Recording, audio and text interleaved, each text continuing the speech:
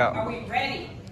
Yeah. All right, you three tables are gonna do Jeremiah. That's your table too. Because we haven't done critique form. All right. Okay. Jeremiah, say your name. I'm Jeremiah Darnell, and I'm going to be talking about climate change today. So throughout the history of climate change, we've had multiple ways to examine and evaluate it, but I think the most popular and understanding one is something called ppm. Now ppm stands for parts per million, and in the sense of climate change, we're going to be talking about parts per million of carbon dioxide in the atmosphere. Now, climate change or global warming is affecting us all, and it's already had some severe effects, but unless action is taken, it's going to have some very devastating effects very soon. Now, some little history. About 10,000 years ago, we reached a consistent number of around 280 parts per million of carbon dioxide in our atmosphere, and this 280 ppm of carbon dioxide in our atmosphere has given us predictable weather and seasons, and overall has allowed mankind to flourish. Some people even say that the past 10,000 years would not be possible without this consistent number of 280 parts per million. Now, over the past 10,000 years, the global temperature average has not wavered above or below 1 degree Celsius, and that is until now.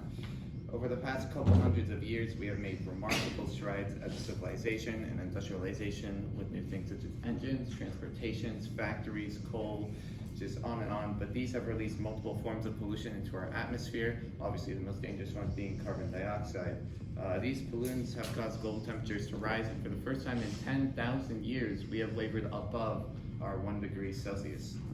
Now, the rising temperature around the world has already begun affecting our environment. We can see things such as sea levels rising, glaciers melting, coral reefs dying, fish dying, so on and so forth. There's just certain things that can't survive in this heat any longer.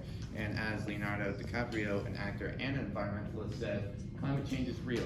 It's happening right now. It's the most urgent threat facing our species, and we need to work collectively together and stop procrastinating. And as you can see right here, about 300-ish years ago, 300 years ago, before the Industrial Revolution, we were still at our 280 parts per million. But as the Industrial Revolution ramped up, and this was in 2010, you can see that we are almost at 400 parts per million of carbon dioxide in our atmosphere.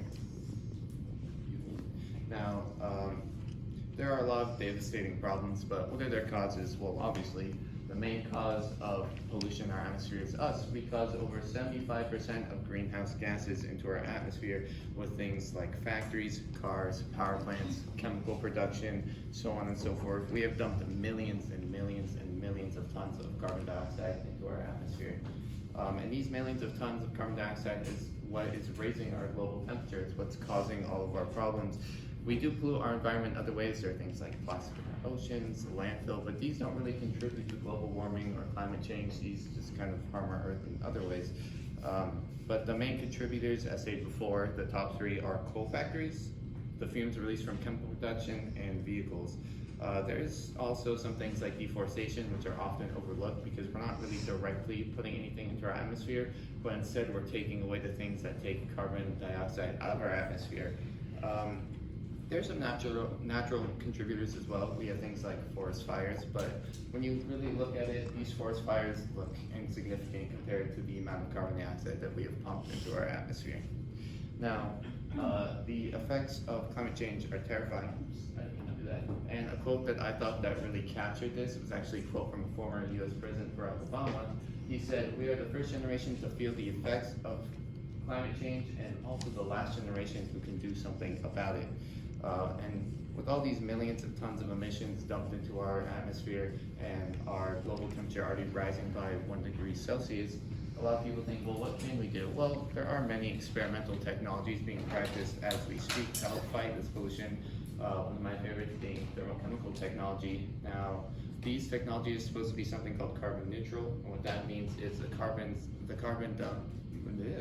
monoxide released from this practice is either equal to or less than the carbon monoxide taken out from the growth of the plants, because they use something called organic matter, which is just plants, and we use them to create gases, oils, fuels, and other things. So pretty much when these plants grow, they take carbon dioxide out of the atmosphere through photosynthesis. We use them as fuel, and then they release carbon dioxide back into the atmosphere at a lesser rate than what they took out. So this is a carbon neutral power source, and this is something that we've been working on. But not everyone can work on a experimental technology or practice. So what can you do? Well, unless you want to stop using your car or swap to electric or start riding your bike, which for a lot of people aren't really an option, the most you can really do is just be aware of climate change.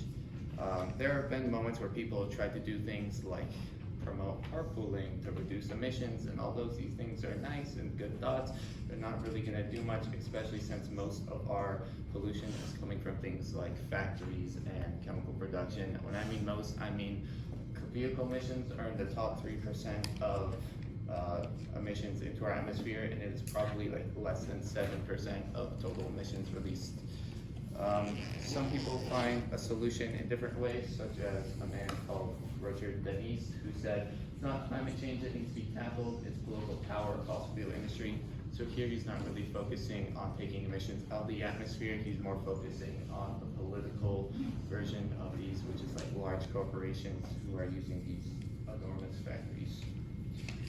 The main cause of climate change is human pollution, and it's very difficult for us to do anything as an individual to stop climate change against these big corporations using big facilities and big chemical plants and big factories. But even just acknowledging climate change, acknowledging that it exists and the effects it's having on us, and maybe even raising awareness with a post online or social media can really go a long way and can make a huge difference. Thank you for listening.